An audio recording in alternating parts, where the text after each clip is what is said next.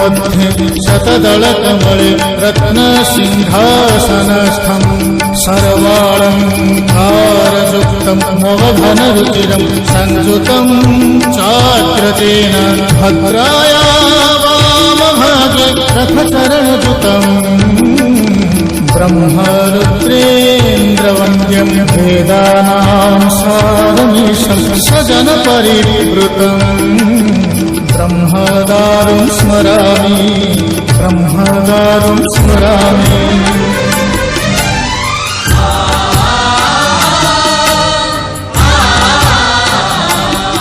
तुमे अनंत क्षय हे जगन्नाथ, तुमे अव्यक्त अक्षर हे जगन्नाथ। निज इच्छारु सृजिल हे जगत, आदि नाही जे तुमर नाही अंत। तुमे पवित्र ओंकार चिर सत्य, नील सिंधु तीरे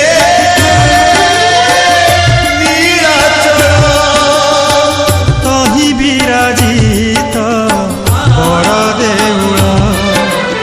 तरु ब्रह्म रूपे हे विश्वपालन, उड़ाओ पताका पतित पावन।